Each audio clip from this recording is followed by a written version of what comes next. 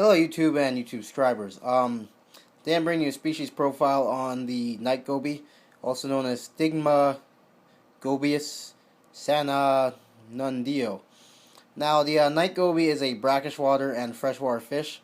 One thing that's commonly spread on the internet is that the night goby is mostly a brackish water fish, but in fact actually prefers freshwater.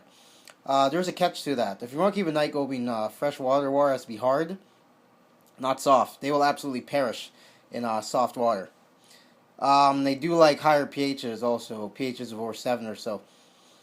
And the night goby, it grows to 3¼ inches. The male is bigger than the female. The fish you see in this picture right here is most likely female, because the male dorsal fin is larger. Well, the first dorsal fin is larger and pointier, and it's a bit more colorful. If you're going to keep the night goby in brackish water, I think the recommended amount is only about how many tablespoons does it say? About 1 teaspoon of salt per gallon. So it's not no particularly salty water, just mildly brackish. Another thing about this fish is it's quite the predator. A full-grown night goby will likely eat fish such as neons, even though you shouldn't be keeping those with them because of different water parameters. But they'll likely eat fish such as neons and small danos and stuff like that. In terms of compatibility, one thing about the night goby is that it's a fin nipper. It will nip the fins of slow-moving fish or the fins of long-flowing or fish with long-flowing fins. So if you want to keep this in a community tank, if you're going to go with hard water, you could likely keep it with live bearers such as platies and guppies or swordtails.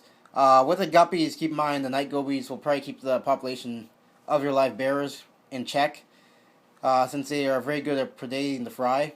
But they're also pretty good at predating young adults too. So with the guppies, don't expect to have very much males swimming around if you're keeping them with night gobies. This fish, one thing I did when I kept this fish, I frequently fed them live earthworms.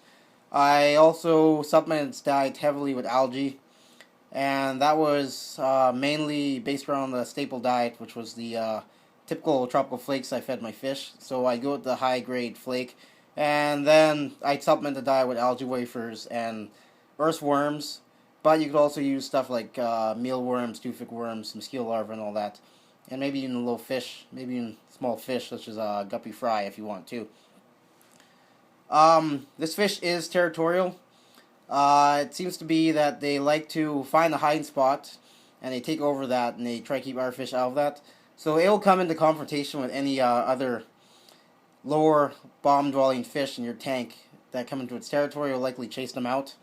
So you should avoid keeping these things with cichlids and stuff like that. So if you are interested in getting into brackish water fish, the night goby is a good starter for a person that's trying to get into brackish water setup. But it's simply not a beginner fish. It's too sensitive to bad water. You gotta make sure your water is hard. Also, it's not particularly flexible in that terms. It's fairly flexible in terms of temperature. They like it between 20 and 26 degrees. But I'm saying if you're a veteran aquarist with at least a couple years experience and you want to try something new and you're looking for something a bit more exotic than a typical cichlid or like a beta or something like that, I would pick up a night goby. So thanks for watching. Please rate, comment, and subscribe.